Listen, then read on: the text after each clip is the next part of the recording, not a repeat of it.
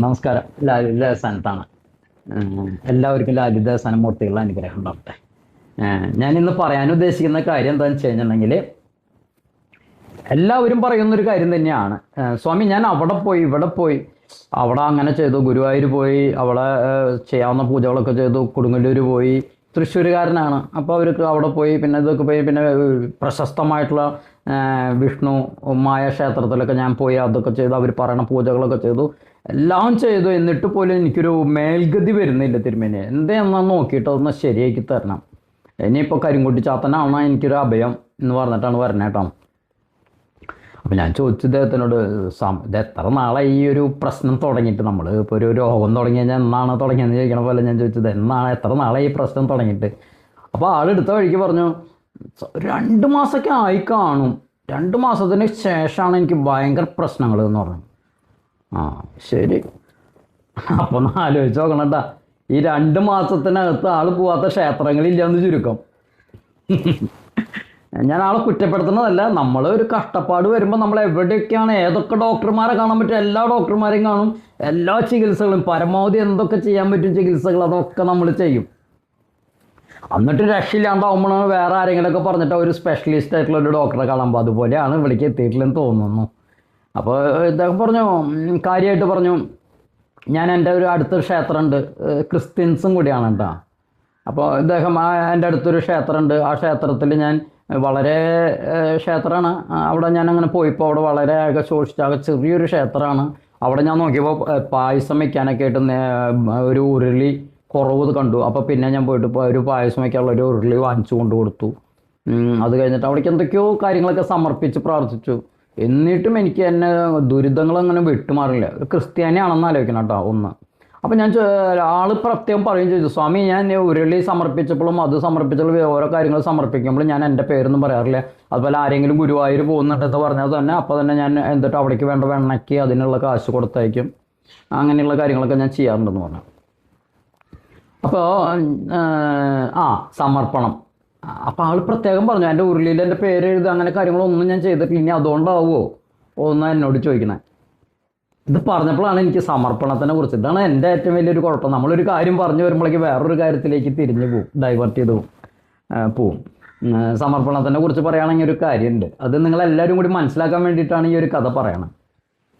അതായത് ഇന്നത്തെ സമർപ്പണങ്ങളെ കുറിച്ചാണ് പറയണത്. ഏത് ക്ഷേത്രത്തിൽ പോയാലും നിങ്ങൾക്ക് പെട്ടെന്ന് അത് കാണാം. ഞാൻ ഈ പറയാൻ പോകുന്ന കഥ നിങ്ങൾക്ക് അവിടെ ശരിക്കും കാണാം. അപ്പോൾ പറയാൻ വരുന്നത്, പൂജ കാര്യങ്ങളൊക്കെ കഴിഞ്ഞ് അമ്പലം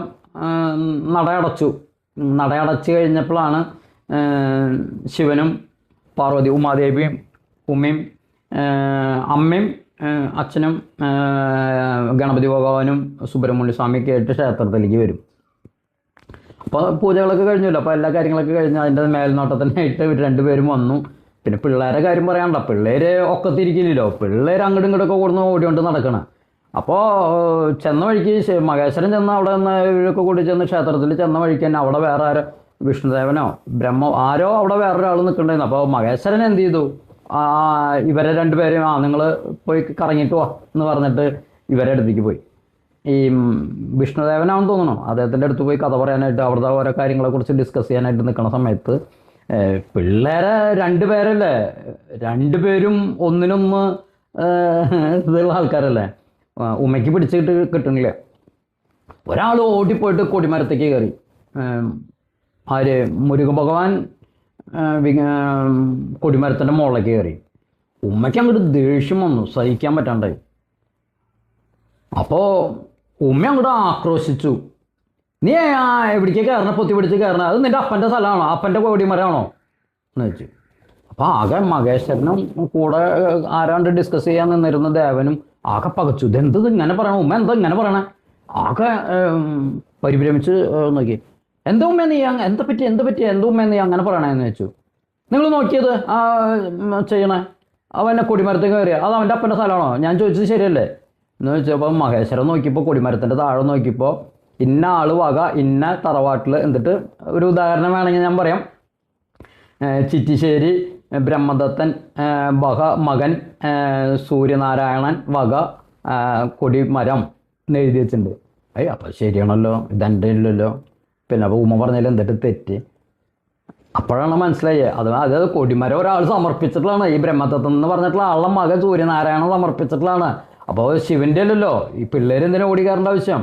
നമ്മൾ പറയില്ലേ, ഞാൻ പറയാറുണ്ട് എൻ്റെ മക്കളുടെ മകൻ എങ്ങടേലും പോകുമ്പോൾ നീ എന്തിനാ അങ്ങോട്ട് പോണേ, അത് നിൻ്റെ വീടൊന്നുമല്ലോ, നിൻ്റെ കാര്യങ്ങളല്ലോ, നീ എന്തിനാ അത് എടുക്കണേ എന്നൊക്കെ ഞാൻ ചോദിക്കാറുണ്ട്. അതുപോലെ തന്നെയാണ് ഉമ്മയും അന്നത് പറഞ്ഞത്. അത് കഴിഞ്ഞിട്ട് അപ്പുറത്തേക്ക് വേഗം അമ്പലത്തിൻ്റെ ഉള്ളിലേക്ക് നാലമ്പലത്തിൻ്റെ ഉള്ളിലേക്ക് കടന്നു. നാലമ്പലത്തിൻ്റെ ഉള്ളിലേക്ക് കടന്ന വഴിക്ക് ഉമ്മ പറഞ്ഞു, നീ അവിടെ ചവിട്ടല്ല, അത് നിൻ്റെ അപ്പൻ്റെ അല്ല. നോക്കിയപ്പോൾ അവിടെ ഒരു എൻ്റെ നാലമ്പലത്തിൻ്റെ ഉള്ളിൽ കല്ല് വിരിച്ചിട്ടുണ്ട്. കല്ലുമ്മ മുഴുവൻ എഴുതി വെച്ചിട്ടുണ്ട്, ഇന്ന ആൾ വക. അപ്പോഴേക്കും പായസത്തിൻ്റെ ഉരുളിയിലേക്ക് ചെന്നു. വിഘ്നേശ്വരൻ ചെന്ന് പായസത്തിൻ്റെ ഉരുളിൽ എന്നിട്ട് ഉരുളിയിലേക്ക് അത് തൊടല്ലേ, അത് നിൻ്റെ അപ്പൻ്റെ വകയൊന്നുമല്ല. അത് ആ ഉരുളിയും പായസം സമർപ്പിച്ചിട്ടുള്ള ആളുടെ പേരും ഇതൊക്കെ അതുമ്മ കാണാണ്ട്.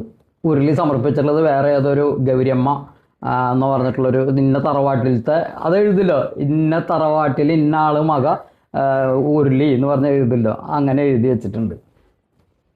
അപ്പം മകേശൻ ആകെ ഇതായി, ഒന്നും നമ്മുടെ അല്ല, നമുക്കുള്ളതല്ല, എല്ലാം ഓരോരുത്തരുടെ വകയാണ്. അപ്പം ഇതൊന്നും നമുക്ക് അവകാശപ്പെട്ടതല്ല എന്ന് പറഞ്ഞിട്ടുള്ള അങ്ങനത്തെ ഒരു ഇതുണ്ട്. അപ്പം അതായത് ഇപ്പം ഇന്നത്തെ കല്ല് വിരിക്കുന്ന കൽപ്പാലമ്മ വരെ പേര് എഴുതി വെച്ചിട്ടുണ്ടെന്ന് ഓരോരുത്തർ സമർപ്പണം. ഇതൊന്നും നമ്മുടെ അടുത്തേക്ക് വന്ന ആൾ ചെയ്തിട്ടില്ല എന്നുള്ളതാണ് സത്യം. എന്നിട്ട് പോലും അപ്പം സമർപ്പിക്കുന്നത് നമ്മൾ മനസ്സാല സമർപ്പിക്കുന്ന കാര്യങ്ങളാണ് ക്ഷേത്രത്തിലേക്ക്. അതിൽ നമ്മുടെ പേര് എഴുതി വയ്ക്കേണ്ട ആവശ്യമില്ല. ഇന്ന ആൾ വക എന്നൊക്കെ എഴുതി വയ്ക്കുന്നത് അല്പത്തരാണ്. അതിൻ്റെ ഒരു ഇതാണ് ഈ കഥയിൽ എൻ്റെ ഒരു അർത്ഥം. അതൊന്നും പറയാൻ പോയിട്ടൊന്നും കാര്യമില്ല. നാളെയും ഓരോരുത്തർ സമർപ്പിക്കുമ്പോൾ അതിൻ്റെ പേരൊക്കെ ഉണ്ടാവും. ദൈവം സഹായിച്ചില്ല, ആലൂർ ദേവസ്ഥാനത്തേക്ക് ഒരുപാട് പേര് വിളക്കുകൾ സമർപ്പിച്ചിട്ടുണ്ട്. അതുപോലെ തന്നെ ഇതൊക്കെ കുറേ പേര് കൊടിവിളക്കൊക്കെ സമർപ്പിച്ചിട്ടുണ്ട്. അതിനൊന്നും അവർ പേര് എഴുതുക അങ്ങനെ കാര്യങ്ങളൊന്നും ചെയ്തിട്ടില്ല. ഞാൻ അങ്ങോട്ട് പറഞ്ഞിട്ടുമില്ല, അവർ ചെയ്തിട്ടില്ല. അപ്പോൾ അതൊക്കെയാണ് സമർപ്പണം. നമ്മളെ പേര് എഴുതി വയ്ക്കാനാണെങ്കിൽ പിന്നെ സമർപ്പിച്ചു എന്ന് പറയാൻ പറ്റില്ലല്ലോ. അവിടെ നമ്മുടെ അവകാശം കെടുക്കല്ലേ. അപ്പോൾ നമ്മളത് കൊടുത്തിട്ടില്ല എന്നൊക്കെയുള്ള. അപ്പോൾ ഞാൻ അതിലേക്കൊന്നും വരുന്നില്ല. ഇപ്പോൾ തന്നെ 7 മിനിറ്റായി. ഇതാര് കേട്ടിട്ടാണ്? നമ്മളിങ്ങനെ എന്തെങ്കിലുമൊക്കെ കാലത്ത് വന്നിരുന്ന് ഇങ്ങനെ പറഞ്ഞു പോകാമെന്നല്ലാണ്ട്. അപ്പോൾ ഇതൊന്നും ആളെ ബാധിച്ചിട്ടില്ല. അതായത് ഇപ്പോൾ സമർപ്പണം. അപ്പം നമ്മൾ ശരിക്കും ആൾ വിചാരിച്ചത് ഇനി എൻ്റെ പേര് എഴുതി വയ്ക്കാത്തതുകൊണ്ടാണ് എനിക്ക് അതിൽ ഗുണങ്ങൾ കിട്ടാത്തതെന്നാണ് ആൾ ചിന്തിച്ചത്.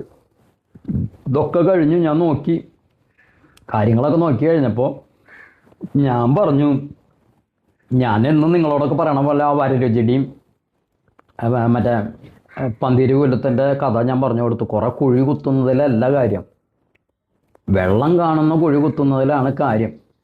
അല്ലാണ്ട് കുറേ അമ്പലങ്ങളിൽ നടന്നു, കുറേ കർമ്മങ്ങൾ ചെയ്തു. ഈ ചെയ്ത കർമ്മങ്ങളൊന്നും പൂർണ്ണതയിലെത്തുന്നില്ല.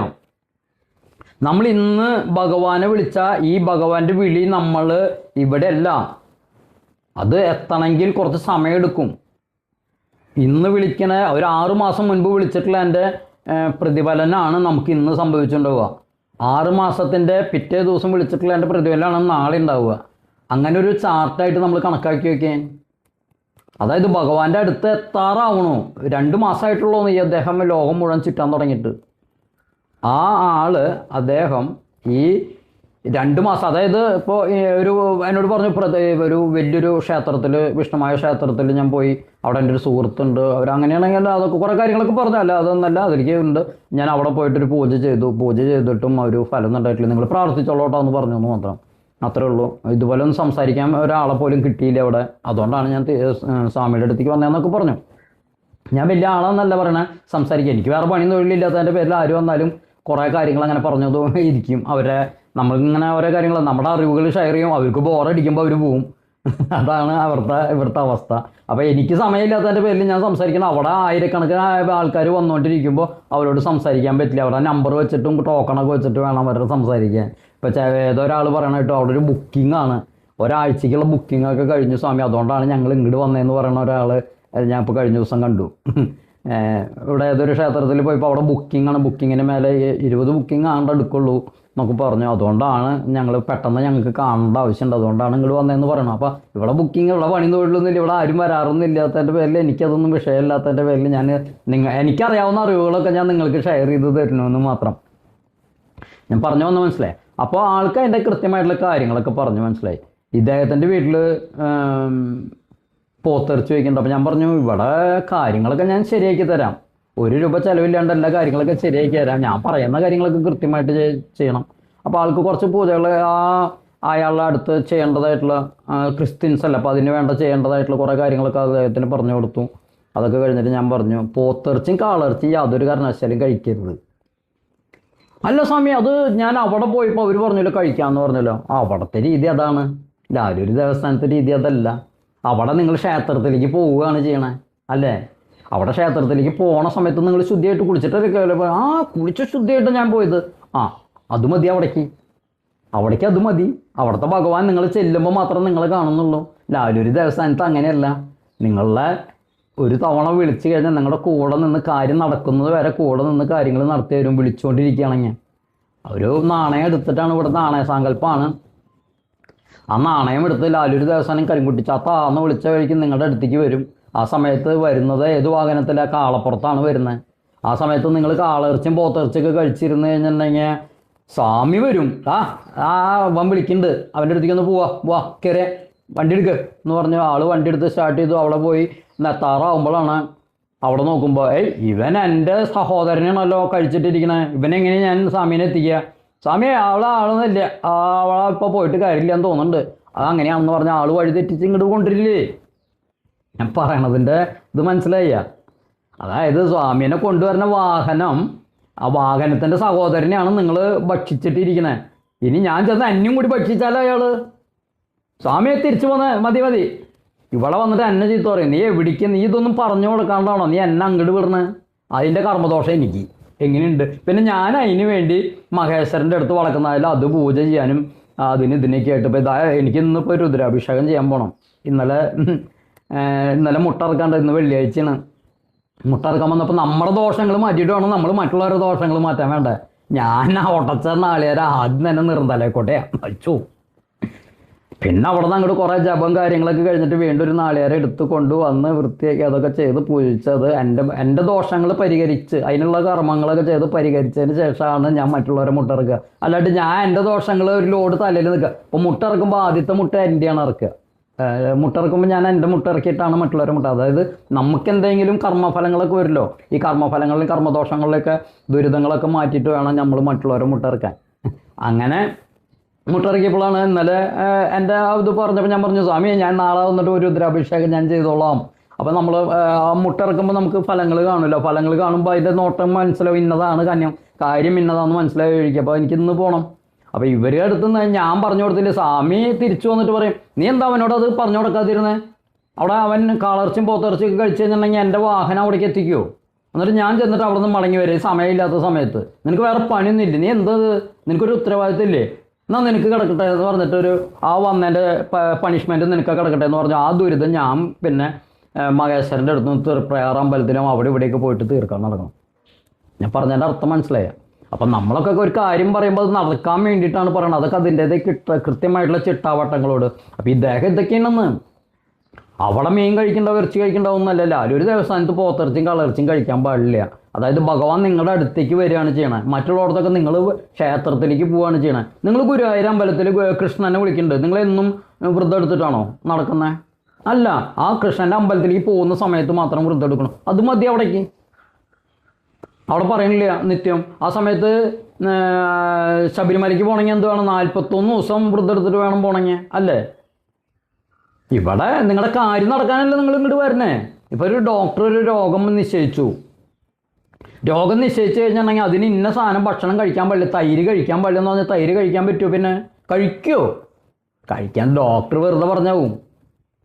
ഭാര്യ അപ്പുറത്തോടെ എന്ന് പറഞ്ഞിട്ടുണ്ടാവും, അയാൾക്ക് എന്നും തൈര് വീട്ടിൽ വെച്ചാൽ ഇരിക്കില്ല, പശുള്ളതാ, ഉള്ള തൈര് മുഴുവൻ ലസ്സി അടിച്ച് കഴിക്കും. അത് കാരണം എനിക്ക് വിൽക്കാൻ പറ്റുന്നില്ല, വിൽക്കാൻ പറ്റാത്ത കാരണം എനിക്ക് കാശില്ല.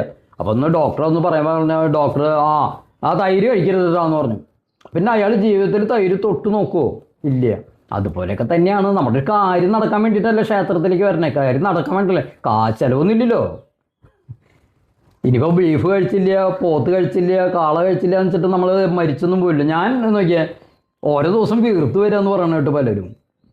ഞാൻ ഇതൊക്കെ മാറ്റി വെജിറ്റബിളാക്കി. ഞാൻ ചിക്കനും ചില്ലി ചിക്കനും മറ്റേ ചൈന ഏറ്റവും നല്ല ഫുഡ് മാത്രം കഴിക്കാൻ ആഗ്രഹിച്ചിരുന്നു. എനിക്ക് ഭക്ഷണം വസ്ത്രം ഭയങ്കരമായിരുന്നു. അപ്പം അതൊക്കെ ഞാൻ ഉപേക്ഷിച്ചിട്ട് ഞാൻ ജീവിച്ചിരിക്കുന്നില്ലേ? എൻ്റെ അസുഖങ്ങൾ പകുതി കുറഞ്ഞോ എന്ന് എനിക്കൊരു സംശയം തുടങ്ങി. ഇപ്പോൾ നമ്മുടെ ഉള്ളിലത്തെ ആ എന്തെന്ന് പറയുക ടോക്സിൻസൊക്കെ റിമൂവ് ആയി തുടങ്ങി. അപ്പോൾ അതിലേക്കൊന്നും ഞാൻ വരില്ല. അതൊക്കെ ഓരോരുത്തരുടെ താല്പര്യമാണ്. കാര്യം നടക്കാനായിട്ടില്ല. ഒരു ദേവസ്ഥാനത്ത് വരുമ്പോൾ ഈ ഒരു കാര്യങ്ങളൊക്കെ കൃത്യമായിട്ട് പരിപാലിച്ച് പോവുകയാണെങ്കിൽ നിങ്ങളുടെ കാര്യങ്ങൾ നടക്കും. അപ്പോൾ പലരും പറയും, ഇപ്പോൾ ഒരു വീട്ടിൽ തന്നെ ഇപ്പോൾ കഴിഞ്ഞ ദിവസം ഒരു സ്റ്റേറ്റ്മെൻറ്റ് ഇട്ടിട്ടുള്ള വീട്ടിൽ തന്നെ 2 പേര് ചേടുത്തി അനിതിയുടെ കാര്യം പറയാം. ചേടുത്തിക്ക് ചേച്ചി ഇപ്പോൾ അടുത്താണ് ഇവിടെ നിന്നൊക്കെ വന്ന് ഭയങ്കര വിശ്വാസി എന്ന് പറഞ്ഞാൽ ഭയങ്കര വിശ്വാസിയാണ്. ലാലു ദേവസ്ഥാനം കരിങ്കുട്ടിസ്വാമി എന്ന് പറഞ്ഞാൽ ഞാൻ പോലും അത്രയ്ക്ക് ഇതാവണില്ലേ. അതുപോലെ ഒരാളെ കണ്ടിട്ടുള്ളൂ, കാനഡയിലൊരു പെൺകുട്ടീനെ ഞാൻ കണ്ടിട്ടുള്ളൂ. അതുപോലെ ഒരു സ്ത്രീനെ. ഇത് അത്രയും വിശ്വാസമാണ് സ്വാമി. അത് ഞാൻ പോയി അവിടെ ചെയ്തോളാം. ഞാൻ പറഞ്ഞു പോണേറ്റ് മുൻപ് ഇങ്ങനെയൊക്കെയാണ് കേട്ടോ, അവിടുത്തെ കാര്യങ്ങളൊക്കെ അന്വേഷിച്ചോളാം. അവിടെ ഒരുപാട് പേരൊക്കെ പോയിട്ട് അതൊന്നുമില്ല, എനിക്ക് സ്വാമിയിൽ വിശ്വാസം എന്ന് പറഞ്ഞ് പോയി ചെന്ന് ഒരാഴ്ച ആകുമ്പോഴേക്കും ആ കുട്ടിക്ക് ജോലി കിട്ടി. എന്നിട്ട് ആ കുട്ടിയുടെ സ്റ്റേറ്റ്മെൻറ്റ് ഉണ്ടായിരുന്നു. ആ കുട്ടിയുടെ സ്റ്റേറ്റ്മെൻറ്റ് ഞാൻ ഇട്ടിട്ടില്ല. ആ കുട്ടി എന്നോട് പറഞ്ഞിട്ടുണ്ടായിരുന്നു, സ്വാമി ഇവിടെ എല്ലാവർക്കും മാസങ്ങളായിട്ട് വിസ പുതുക്കിക്കൊണ്ടിരിക്കുന്നവർക്ക് പോലും ജോലി കിട്ടിയില്ല, എനിക്ക് ഒരാഴ്ചയ്ക്കുള്ളിൽ ജോലി കിട്ടിയെന്ന് പറഞ്ഞിട്ട് എന്നോട് പറഞ്ഞിട്ടുണ്ടായിരുന്നു. അതേ വീട്ടിൽ തന്നെ, അതേ തറവാട്ടിൽ തന്നെ വേറൊരു ആ കുട്ടിയുടെ അനിയത്തിക്ക് ഗൾഫിൽ പോയിട്ട് വന്നു, ചെന്ന വഴിക്ക് ജോലി കിട്ടിയെന്ന് മാത്രമേ പറഞ്ഞുള്ളൂ. പിന്നെ കുറേ നാളേക്ക് ഒരു മിണ്ടാട്ടൊന്നും ഇല്ല. അതായത് കാര്യം നടന്ന ഞാൻ ആ കുട്ടീനെ കുറ്റപ്പെടുത്തണമല്ല കേട്ടോ, അറിവില്ലായ്മയ്ക്കൊണ്ടാണ്. ഇനിയിപ്പോൾ ഇത് ആ കുട്ടി കേട്ടിട്ടോ അല്ലെങ്കിൽ ആ കുട്ടിയുടെ വീട്ടുകാർ കേട്ടിട്ടോ ഞാൻ ആ കുട്ടീനെ കുറ്റം പറയണതല്ല. അതായത് ആ കുട്ടിയുടെ ഈ കപ്പാലം കിടക്കോളം നാരായണ എന്ന് പറയുന്ന ആ ഒരു രീതിയായിട്ടാവും ചിലപ്പോൾ സ്വാമിക്ക് തോന്നിയിട്ടുണ്ടാവുക. പറഞ്ഞു. അപ്പം ഞാൻ ചോദിച്ചു, കുട്ടീനെ എനിക്ക് ഓർമ്മ വരുന്നില്ലല്ലോ എന്ന് പറഞ്ഞപ്പോൾ പറഞ്ഞു, അല്ല സ്വാമി ഞാൻ അതൊക്കെ ചെയ്തിട്ടുണ്ടായിരുന്നു, ഞാൻ ജോലി കിട്ടിയ കാര്യം പറഞ്ഞിട്ടുണ്ടായിരുന്നു. ജോലി കിട്ടിയ കൊടുക്കേണ്ടത് സ്വാമിക്ക് കൊടുത്തിട്ടില്ലേ? കൊടുക്കണ്ടേ? നിങ്ങൾക്ക് ഒരാൾക്ക് നടക്കാത്ത കാര്യങ്ങൾ നടത്തി തരുമ്പോൾ അതിനുള്ള പ്രത്യുപകാരം സ്വാമിക്ക് കൊടുക്കണ്ടേ? അങ്ങനെയൊക്കെ വരുമ്പോഴത്തെ ഒരു ഇതാണ്. അപ്പോൾ ഒരേ വീട്ടിൽ തന്നെ 2 ആൾക്ക് 2 അനുഭവങ്ങൾ വരുമ്പോൾ അത് എന്താണെന്ന് നമ്മൾ ചിന്തിക്കണം. അപ്പോൾ അത് അതിൻ്റേതായ കൃത്യനിഷ്ഠയോട് കൂടി പോകുന്ന എല്ലാവർക്കും കൃത്യമായിട്ട് കാര്യങ്ങൾ നടക്കും. ആദ്യം ഞാൻ പറഞ്ഞില്ലേ, കുറേ കുഴികൾ കുത്തുന്നതിലല്ല, കുത്തുന്ന കുഴിയിൽ വെള്ളം കാണിക്കാനായിട്ട് നമ്മൾ ശ്രമിക്കുക. അതിനെന്തൊക്കെയാണ് ഭഗവാനിലേക്ക് എത്താനായിട്ട് ചെയ്യേണ്ടത് അത് കൃത്യമായിട്ട് ചെയ്താൽ മാത്രമേ കാര്യങ്ങൾ നടക്കുള്ളൂ. അല്ലാണ്ട് വെറുതെ ഓടി വന്നു, ലാലൊരു ദേവസ്ഥാനത്ത് വന്നു, അയ്യോ അവിടെയൊക്കെ പോയി ഇവിടെയൊക്കെ പോയി, പിന്നെ അതിനെ തന്നെ ഇവിടെയും വന്നിട്ട് ഇവിടെ കാര്യം നടന്നില്ലെങ്കിൽ നിങ്ങൾ എൻ്റെ മൂർത്തിനെയും കുറിച്ച് പറയില്ലേ? ലാലു ദേവസ്ഥാന മൂർത്തി എന്ത് അയാൾ വെറുതെ പറ്റിക്കാതിരിക്കണമെന്നുള്ളതല്ലേ പറയുക. അപ്പോൾ അതുകൊണ്ടാണ് പ്രത്യേകം ഈ വീഡിയോയിൽ പറയുന്നത്. അതായത് അവിടുത്തെ മൂർത്തികൾക്ക് ശക്തി ഉണ്ട്. ഞാൻ പറഞ്ഞു, നിങ്ങൾ ആ പോയ മൂർത്തികൾക്കൊക്കെ നല്ല ശക്തി ഉണ്ട്, നിങ്ങൾ അവിടെ ചെയ്യേണ്ട കാര്യങ്ങൾ കൃത്യമായിട്ട് ചെയ്തില്ല, നിങ്ങൾ പൂജ കഴിച്ചു, അവിടെ എല്ലാം നടത്തി തരുന്നുള്ള വിശ്വാസത്തിലിരുന്നു, അതാണ് ഉണ്ടായത്. അതിൽ കഴിഞ്ഞിട്ട് നിങ്ങൾ ഗുരുവായൂർ പോയി, അവിടെ പോയി ഇവിടെ പോയി, അതിൻ്റെ ഒന്നും ആവശ്യമില്ല. പോകുന്ന മൂർത്തിയുടെ അടുത്ത് കൃത്യമായിട്ട് എല്ലായിടത്തും ഒരു മൂർത്തി തന്നെ ഇരിക്കണം. ഇവിടെയും വിഷ്ണുമായ തന്നെയാണ്, അവിടെയും വിഷ്ണുമായ തന്നെയാണ്, ഇവിടെയും കരിങ്കുട്ടി തന്നെയാണ്, വേറെ എവിടെയെങ്കിലും ഇരിക്കണമെങ്കിൽ അവിടെയൊക്കെ കരിങ്കുട്ടി. ഒരേ മൂർത്തികളൊക്കെ ഒന്ന് തന്നെയാണ്. ശിവൻ ഒന്ന് തന്നെ ഉള്ളൂ, പല രൂപത്തിൽ പല സ്ഥലങ്ങളിൽ ഇരിക്കണമെന്നുള്ളൂ. അതുപോലെ തന്നെയാണ് വിഷ്ണുമായ ആയാലും കരിങ്കുട്ടി ആയാലും ലാലു ദേവസ്ഥാനത്തിരിക്കണം. ഓരോ സ്ഥലങ്ങളിലും ഓരോ ചിട്ടവട്ടങ്ങളുണ്ട്. അതൊക്കെ കൃത്യമായിട്ട് പരിപാലിക്കുമ്പോൾ അവിടുത്തെ കാര്യങ്ങൾ നടക്കും. ഇതൊക്കെ മനസ്സിലാക്കി മുന്നോട്ട് പോകുമ്പോഴാണ് നിങ്ങളുടെ കാര്യങ്ങൾ നടക്കുക. അല്ലാണ്ട് മറ്റുള്ള ക്ഷേത്രങ്ങളെ കുറ്റം പറയാൻ നടന്നിട്ട് ഒരു കാര്യമില്ല. നമ്മൾ ചെയ്യാനുള്ളത് നമ്മൾ ചെയ്യാണ്ട് എന്തെങ്കിലും നടക്കുമോ? രോഗം വന്നു, ആ രോഗം കൃത്യം ഏതാണെന്ന് മനസ്സിലാക്കി അതിനുള്ള മരുന്ന് കഴിച്ചാൽ മാത്രമേ രോഗം മാറുള്ളൂ. അതൊക്കെ തന്നെയാണ് ആ ക്ഷേത്രങ്ങളിലും ചെയ്യുന്നത്. ഓക്കെ, എല്ലാവർക്കും ലാലു ദേവസ്ഥാനം മൂർത്തികളുടെ അനുഗ്രഹം ഉണ്ട്. ഇപ്പം തന്നെ 20 മിനിറ്റ് ഇത് ആര് കേട്ട്. എന്നാലും നമ്മൾ പറയാനുള്ളത് നമ്മൾ പറഞ്ഞു പോകണം. ഒരാൾക്ക് കേട്ട് അതിൻ്റെ ഒരു ഗുണം ഉണ്ടാവുകയാണെങ്കിൽ ഉണ്ടാവട്ടെ. എല്ലാവർക്കും ലാലു ദേവസ്ഥാനം മൂർത്തികളുടെ അനുഗ്രഹം ഉണ്ടാവട്ടെ. ലാലൂർ ദേവസ്ഥാനമേ അഭയം കരിനീയമ്മേ ശരണം, കരിങ്കുട്ടി സ്വാമി ശരണം, വിഷ്ണുമായ സ്വാമി ശരണം, ലാലൂർ ദേവസ്ഥാനമേ അഭയം.